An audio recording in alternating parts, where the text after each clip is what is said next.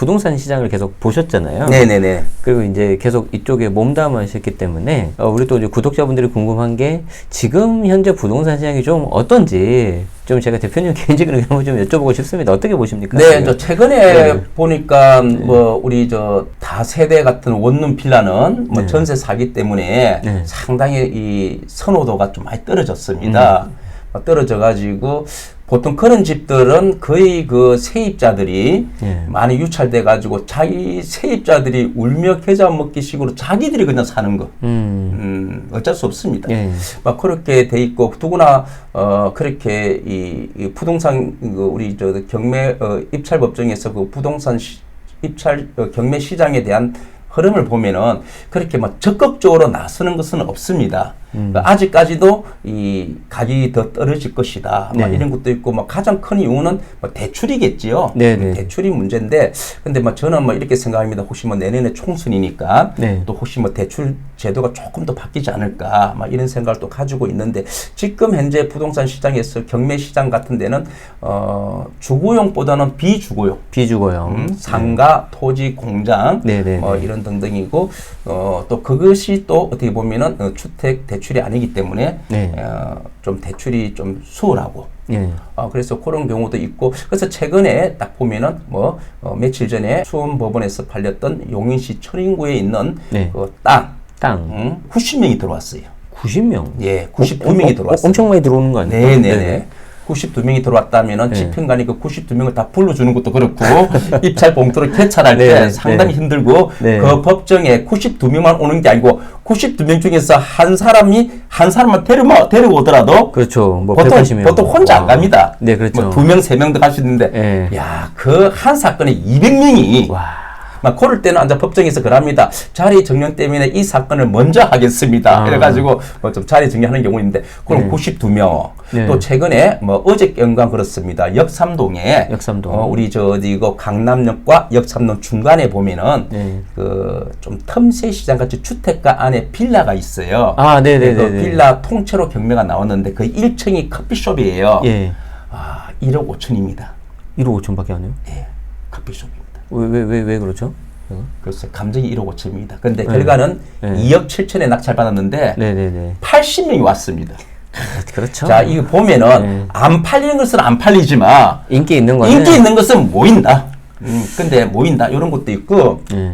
자, 공장 같은 경우에는 뭐 10억, 20억 하고 뭐 땅값이 뭐 고속도로가 뭐 돼가지고 뭐 인터체인지가 만들어지면은 뭐 공장에 들어가는 물류가 좋아지니까 땅값이 올라가게 돼 있거든요. 그거를 보고 들어오는데 그렇게 대출이 잘 힘들고 본인이 가진 돈이 힘드니까 대부분 공장이나 가격이 높은 것은 공투더라.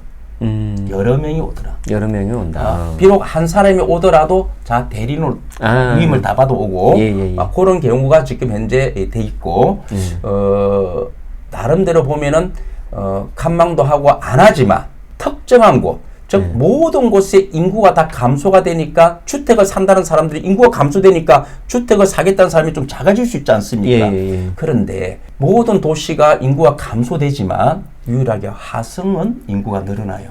동탄. 네. 예. 동탄, 봉담 막 이런데 네. 그런데 물건들은 조금 사람들이 붙고 또 인구가 줄어드는 그 도시 중에서도 그 안에서도 줄어든 도시 안에서도 유동 인구가 모이는 곳, 예. 중심지 뭐 그런 데는 또 사람이 조금 눈치껏 해가지고 자기가 수익을 낼 수 있는 뭐 최근에 제가 카페에도 글을 올렸지만 그 휴대폰 가게. 그 요충지도 휴대폰 가게가 5명밖에 안 들어왔는데 그 입찰하니까 자기 투자 비율이 6,600만 원 투자하고 월 500. 월세가요? 월세가. 어이구야. 실제 투자금이 6,600이라는 거죠. 왜냐하면 대출 80% 대출 받고 보증금 1억. 그래서 그것도 명도도 안 하고 바로 재계약. 그리고 비가 오나 눈이 오나 그런 휴대폰 대기업 같은 가게는 비가 오나 눈이 오나 장사가 되나 안 되나 무조건 월세는 꼬박꼬박. 그렇죠. 그래서 이런 물건을 우리가 조금 경매하신 분들이 찾았으면 좋겠다. 그런 물건 이제 카페에 가면 볼 수 있는 겁니까, 대표님? 제가 강의했던 학생이었는데요. 네네. 제가 이왕 말씀 나온 김에 한데 저는 그냥 이거 좀 타이트한 경위입니다. 다시 말해서 조금 지금도 우리 회원님들이 그 낙찰받은 물건에 대해서 하루에도 수십 번을 카톡 오고 전화를 합니다. 제가 뒤에서 계속 조언하고 멘토 해줘야 됩니다. 일반인들이 낙찰 받아보면 뭐합니까? 명도되기 전까지는 집행관실에 가야지, 당사자 만나야지, 관리소에서 미납 관리비 어떻게 해결해야지 혼자서 좀 부담스러울 수 있습니다. 물론 이분이 머리는 좋던 곳은 저보다 더 좋아요. 학벌도 저보다 더 뛰어납니다. 다만 그 분야에 대해서는 제가 조금 나으니까. 실무 경험이 워낙 많아요. 그래서 일일이 캐치하니까 굉장히 빨리 진행되거든요. 그러니까 마찬가지 우리가 물건을 찾는 것도 무조건 뭐 대형 학원 뭐 그런 것보다는 본인이 물건 검색도 이런 물건은 패스지만 이런 물건만 봐야 되겠다. 이런 요령과 방법이 있으면은 정말 쉽게 접근할 수 있습니다.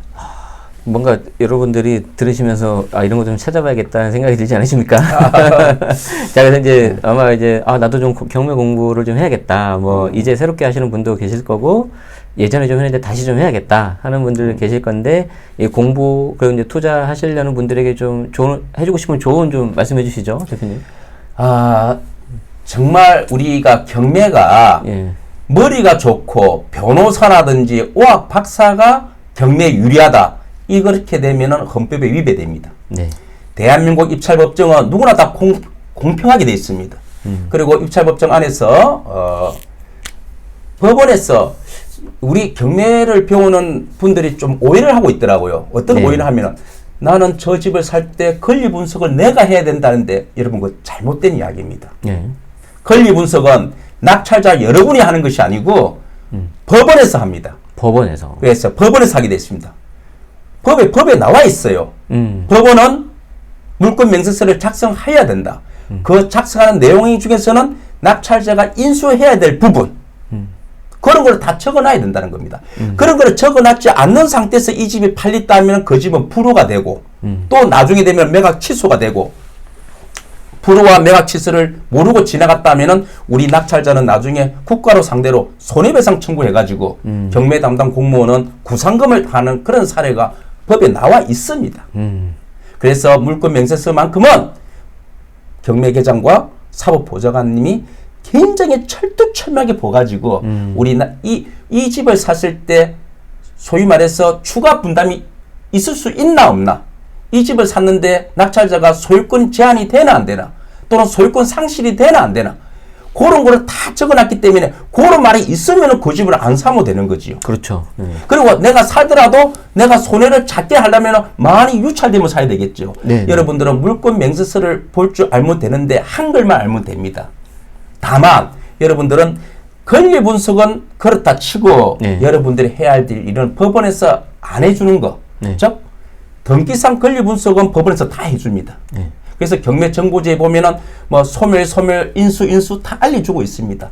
그래서 등기상 권리 분석 외에 현장 분석, 현장에 가가지고 이 집 주위에 뭐가 있는지, 위험물이 있나 없나, 뭐 교통이 어떻게 되고 몇 층이고 햇빛이 들어오나 안 들어오나, 주위에는 뭐가 있을까, 불법 건축물이 있나 없나, 유치권이 있나 없나, 막 그런 것도 보고 또 가치 분석, 이 집의 미래 가치는 어떻게 될 것인가. 그래서 저는 경매를 공부할 때 여러분들한테 이론 공부는 10%만 투자해라. 10%만. 40%는 현장 분석. 50%가 가치 분석. 가치 분석하기 위해서는 나름대로 신문이라든지 약간의 그런 것을 보면서, 흐름을 보면서, 그리고 제일 중요한 것이 여러분들의 이 지출 중에서는 소위 말하는 투자의 완성은 절세다 하듯이 세금 문제.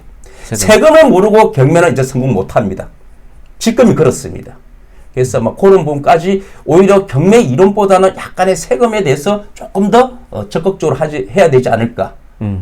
이런 식으로 내가 이 집을 사고 또 팔고 했을 때 미치는 영향, 양도소득세는 내가 어떻게 하면 좀 절세를 할 수 있을까. 그렇죠.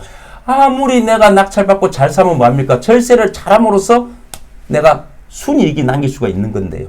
그래서 여러분들이 경매하면 너무 겁을 내고 하지 마시고, 이론 공부는 10%, 현장 공부 40%, 가치 분석 50%, 이거를 포함한 실전적인 경매, 이론은 떠났습니다. 실제 현장에 가가지고 어떻게 진행하면 될까? 실제 입찰업장에서 어떻게 진행할까? 실제 경매기를 만나고 집행을 만나면 나는 어떻게 해야 될까? 여러분들이 이론에서 모르면은요, 법원 가시면은 빨간 선 따라가십시오, 노란 선 따라가십시오. 그 따라가면 다 가르쳐 줍니다. 그래서 그렇지만 현장에 부닥치고 경매가 모를 때는 어떻게 조언도 해주고 멘토해 주시는 분이 어느 선생님인가. 그리고 이렇게 좀 적극적인 그 멘토와 경매가 막힐 때는 또 어떻게 풀어나갈까. 그런 것을 좀 하면서 여러분들이 공부하면은 정말 여러분들은 성공한 투자자가 되지 않을까 그런 생각을 합니다. 10% 이론, 40% 현장, 예, 50% 같이 이거 예. 너무 딱 명쾌하게 말씀해 주셔서 정말 감사드립니다, 대표님. 저는 예. 그 강의를 하더라도 꼭 그런 위주로 맞춰서 네. 저희 마지막으로 아마 좀 더 이제 모시고 더 많은 이야기를 나눠봐야 될 것 같은데 일단은 마지막으로 저희 채널 시청해주고 계신 분들에게 좀 뭐 응원 말씀 한마디 좀 해주시죠. 네.